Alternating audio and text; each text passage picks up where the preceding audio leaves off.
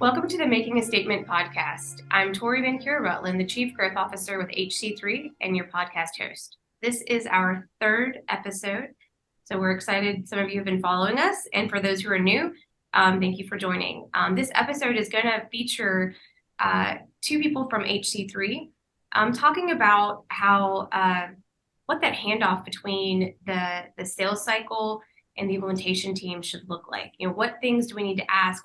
What people do we need to engage during the sales cycle, probably towards the end, and as we move into implementing with a FinTech. So for our bankers listening, again, this podcast is geared for helping bankers understand and think about what's going on in the FinTech community and prepare for that buying cycle of some sort of technology. We focus on statements at HC3, but again, we hope this applies to your entire journey. So today we have, joining me from HC3, our Director of Sales and Partnerships, Jennifer Deaver, and our Director of Project Management, Kristin Jones. Hey guys, welcome. Thank you. Thank you. So just a little bit, Jennifer, can you tell us a little bit about your role and department at HC3? Sure. So at HC3, I manage our sales organization. So we have a business development team, and we focus on helping banks identify what solutions they're trying to solve, and really trying to cater what we offer to them to help them to address the needs that they have. And then another side of our team also works with our existing clients to really be that internal support person and show them in ways that we might help them out. As well with other things that they're trying to solve for. And then I also manage the partnership side of our business. So identifying what other potential organizations we might want to become a partner with, work on integrations with, so that we can make our end users, our bank customers, have a better process when they're working with us. Thanks, Jennifer. So Kristin, can you share with us sort of what project management does within HC3 and how that impacts clients? Sure. So we're really the next step in that client lifecycle post Jennifer's team. So we take in both new clients and help existing clients add additional work or relieve pain points that they may be having. And then kind of our third piece is we manage any internal projects as well. So really anything that's happening inside of HC3, we have a project manager assigned to that and a really strong team that helps both clients and internal projects move forward. Okay.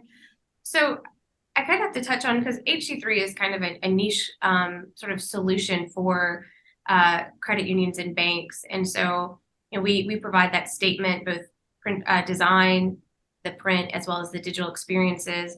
So how did each of you, and I'll throw it to Jennifer and then to Kristin, how did each of you get into this area of serving financial institutions? For me, my whole career was in sales and marketing, really working with companies on their marketing strategies and content. And then about 5 years ago, I got into this financial vertical and really was kind of fascinated with how a bank might use their marketing capabilities to really draw in their customers, and also like to find lookalike customers from that targeting perspective, and really figuring out how to help them look for ways to cross-sell, upsell to their clients. And that's kind of how I got into the financial vertical. And then I got into the statement side and really just kind of got excited about the fact that these are documents and things that a bank, they have to send out. So why not, find a way to help them deliver those better, make them more customizable, make it so that there's something that their actual customers are going to take and look at and use and figure out ways to make that better for the bank. Thanks. All right, Kristin.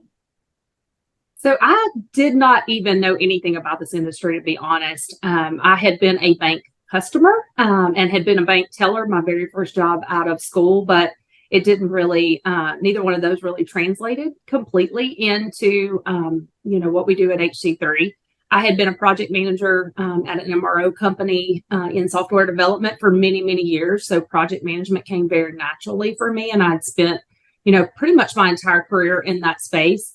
However, didn't know much about bank statements other than being an end customer. But my husband actually consulted for HC3 a little bit. And then also we had a dear friend that was working at HC3 at the time. So I was recommended to the company, and really thankful that was kind of the path that I found next after software development, project management. Thank you. I mean, you both bring a lot of experience to the team, which is why I wanted to have you today, because I feel like one of the things we run into a lot with bankers is it's that journey from, going from this is an idea that maybe somebody like an executive has, and then we have to hand it off to a different maybe set of people within the organization, within the FI to implement. So I think you both bring a lot of great knowledge to that. But before I jump into those questions, I still want to ask, this is something Kristin's maybe already answered before, but I think it's really good to track that state or that relationship to banking that we all have. So I'll start with Jennifer. Where did you open your first banking account, and do you remember? That was a long time ago. My first bank account was through, I think it was Regions Bank. And I think I was maybe 12 or 13. I was babysitting and finally had some money and wanted to be able to do something with. And I think my dad took me to the local branch, and we had the whole conversation about how important it was to have a savings as well as a checking and be able to put some money back. So that's where mine was. It was in Franklin, Tennessee. Oh, I love that. All right, Kristin, how about you? Yes, if you watched the previous podcast, I spoke about opening my first account. I was kind of late high school, 16, 17 probably. I don't remember exactly how old I was, but at State Bank and Trust at our local branch in my hometown and it was actually the first job that I had too. So I was a teller there after I opened my first account. Awesome. So I do have to ask, how do you receive your statement? Is it a paper statement? Is it digital? Is it some version of both? How do you guys receive your statements? For me, it's digital. I do everything digitally if possible. And I'll look at it and go in and download it if I need to, but I haven't gotten a paper statement in years. Yeah, same for me. We're digital at our house as well. But when we opened those first accounts, it was paper. I don't know that digital was even an option at that point, or if it was, we didn't know about it, but paper now for us. I mean, digital now for us, not paper. Well, it's funny, like I have like a version of both. I mean, like I'm digital for all of my, I think, DDA and savings, but for anything that has a payment tied to it, those types of sort of account statements, I want to see the paper as well as the digital, even if I'll pay it online. It's weird. But I like the both there somehow, checking it in both places. But what job do you guys think a statement fills for you? Like, what is it when you do look at a statement? And I'm making an assumption that you do, but I mean, people do look at statements and interact with them. What job is it serving for you guys? For me, it's just a way to kind of the checks and balances on our spending, and also kind of digging into the analytics side a little bit of how we're spending our money and where things are going. Just, eating out, gas, all those different things. So that's kind of how I utilize it. I wouldn't say mine's much different from Jennifer's. Looking back at that kind of past month, what have you done? Where have you spent? Also, we write so few checks at our house right now. It's a good way to look back and see. They're primarily to the school because I have 3 kiddos. So normally I'm sending a check to school, and it's a good way to look back and kind of tally up what we're spending there, or even double check if I've sent the check that I was supposed to send and cover whatever that the kiddos needed. So for me, it's kind of that reminder and history, look back on the month, but then also kind of a checklist, I guess, or a double check if I've, sent the check or done whatever for one of the schools. I've recently learned about writing checks to daycare and to school. We actually had to order checks so we could complete our enrollment process for daycare. I was like, oh, wow, I haven't done this in a while. It's a different process. So, all right, well, let's shift into today's topic and get to the meat of it. And so if a bank or credit union is, looking to outsource, whether it's statements or some sort of technology solution to a FinTech, when should they engage their project management and resource teams within their organization? I think it should be as early as possible. I think if a bank is making a decision to even begin researching, making a change, that they should go ahead and get the buy-in of everyone on their team. But then also throughout the process, making sure that they're involved. I think that helps to eliminate any miscommunications down the road, just in terms of expectations and timelines. It just kind of keeps everybody on the same page.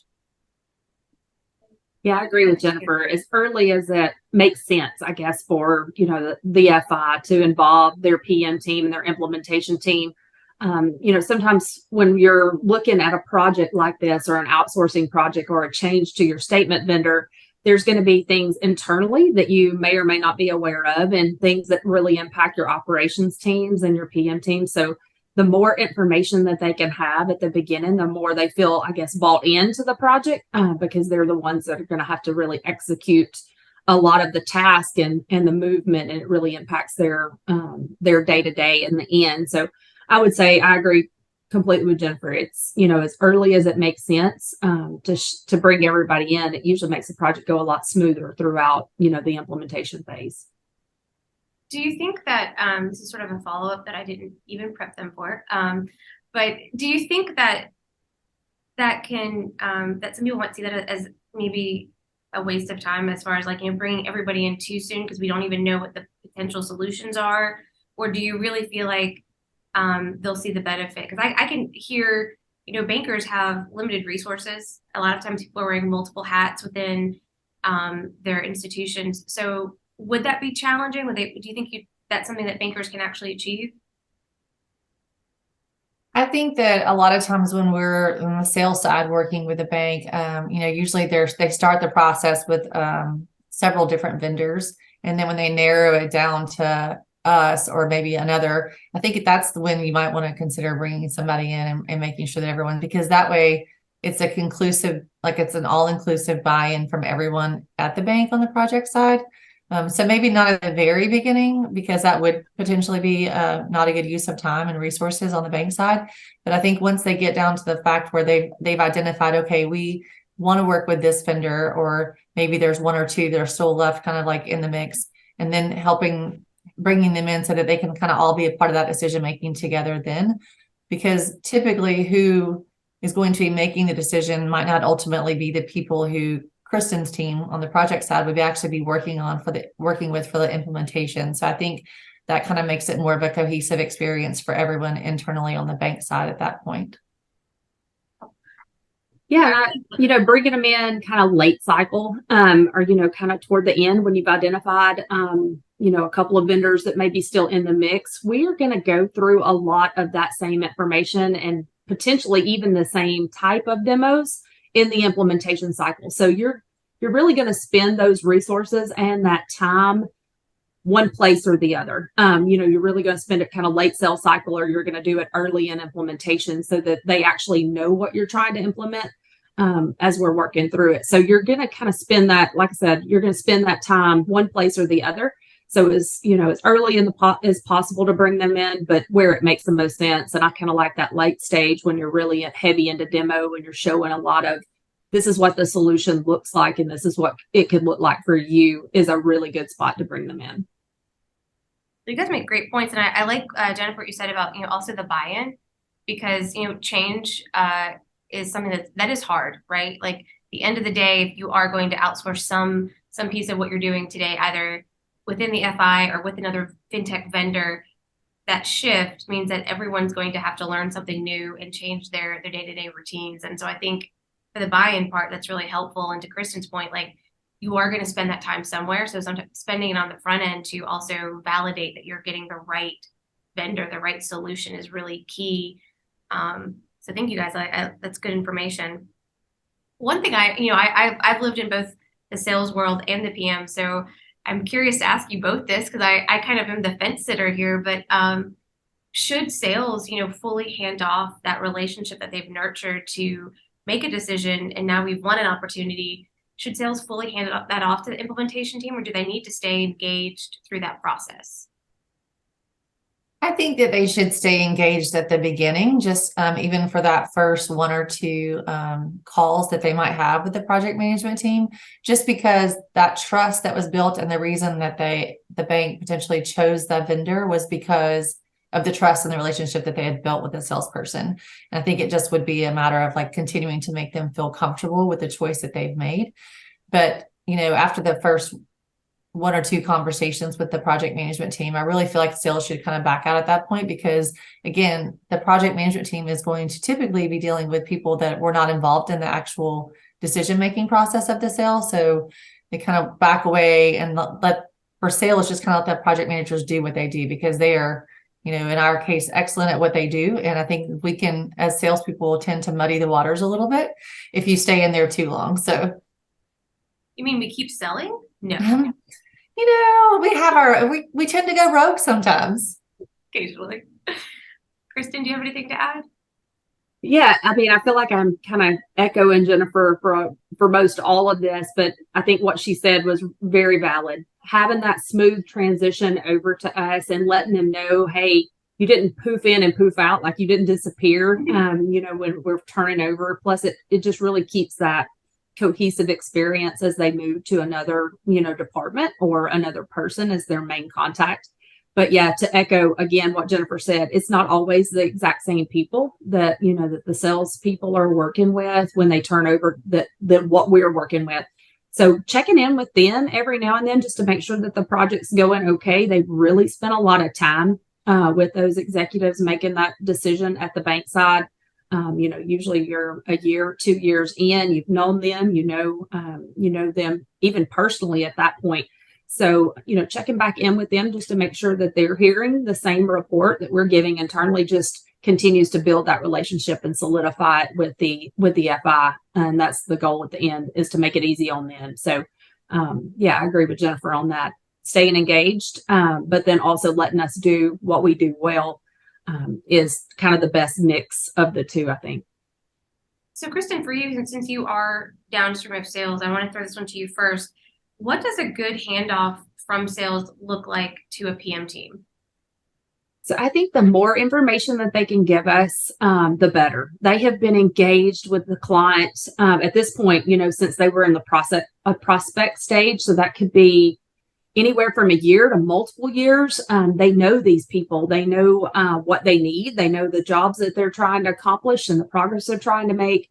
So the more information they can pass to us keeps that cohesive, seamless experience. We want to know it all. Even if we think it may be minor, it could be major to the FI that we're working with. So it does help not let them feel like we're recreating the wheel or, oh gosh, we've said this a million times and now we're having to say it to you again. We don't want to create that experience. We don't want them to feel like they're starting over. So turning over a lot of good project notes. Who are their key contacts? Who are we going to be working with? And then also a very clear, defined scope, so that when we start our engagement, kind of our implementation process, we are all singing from the same song sheet. We know exactly what that bank is trying to, or credit union's trying to implement. There's no confusion about that. And it also helps both project teams on the FI side and our side to keep to the scope, that those project sponsors wanted to keep us to, and the progress that they were trying to make at the bank. So lots of good notes, key scope, and then, those key players that we're going to work with as we move forward. Jennifer, do you have anything to add? What's a good project really look like, or handoff like from a sales perspective? Yeah, I think Kristin nailed it with all of the different things that she talked about. The communication is key. From the sales perspective, the challenge is, taking good notes and recording everything right. So, because you do talk to so many different people, and to Kristin's point, sometimes these sales cycles can be, 1 to even 5 years. And so you learn a lot about the bank and the people that are involved. So just making sure that you are able, from the sales side, to really clearly communicate everything that you've uncovered and identified about a client to the project management team is really important, because then they get a better feeling for, who the customer is, but then also having that clarity around what their expectations are and what the timelines that you've established with them look like, so that everyone is on the same page when they get to by the time they reach the project management team, that everyone is really on board with exactly all the same goals and end game that they're looking for.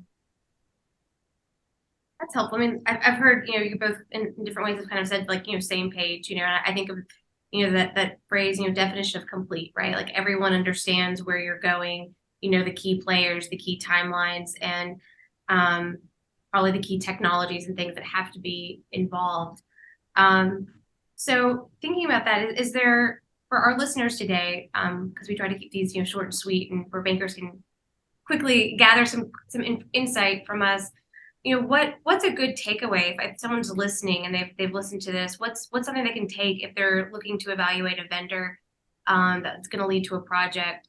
What's something they can take away and do today so that they're successful in that transition from sales to project? I think it's really important for them to identify who their key players would be in terms of not just the decision making, but then all the way through to the implementation. Like early on, identify who are these people and who the stakeholders are, if you will, and then having their buy-in, but then also engaging them at the right times so that by the time they have chosen a vendor and they do get to the part where we're actually implementing whatever their new process looks like, they've got all the right people there, and there's no room for error or even understanding of what the job is that they're trying to do and how it's going to be solved for them. Kristin? Yeah, and I would add to, if you're evaluating a vendor, ask them about the implementation process. That's really where you're going to live for a while. Make sure you're vetting it with any vendor that you're looking for or looking at to evaluate. Make sure that they have a good implementation process in place that they can share with you, and they can easily describe how you're going to get from sales to live, and what timeframes you're going to be doing that in. As we've mentioned multiple times, most of the time you're limited on resources. This is not your day job didn't go away when you picked up this new project. So you're still having to manage that day job, and you want to make sure that you're partnering with someone that has, someone to lead you and guide you down the path. Now, is it going to come with, is it going to be where you don't have to put in, time and effort into the project? Of course not. But you do want to know that they can lead you and guide you and help you and be there every step of the way as you move through implementation, because it can be a lengthy process and a time-consuming process for the bank or the credit union, either one. So that's my recommendation is kind of vet the vendors that you're looking at, make sure they can speak to it, and then, get ready for your project to go live as you're moving through. That's a really good point. I've sat on both sides of it where I've been the sales rep on a call, and then I've been a project manager that's coming in towards the end when we've been asked to. And it's interesting how often the qualifier is, well, how quickly can you get us implemented? But there's not any attention to, well, what's the process like? What are some of the things? What do I need to get started? Like that question. So I think that's a really good point, Kristin, that just, that process from how you get from A to B, vet that, because I think it'll also set up the FI to be more prepared to get started, because they have the conceptual idea of where the end point is, but you also have to understand what the starting point is. And so I think you guys have both really brought some good ideas in here. So for our bankers and our FinTech friends that are listening, we hope that this has been helpful and that we're sharing some insights again and how not only you can evaluate vendors, but look at how you go from that sort of dream of transformation, right? How do you go from the sales cycle and then actually transform? So thanks for joining us, and we'll be back for our 4th episode of Making a Statement here in a month. Thank you. Thank you. Thanks. Bye. Bye-bye.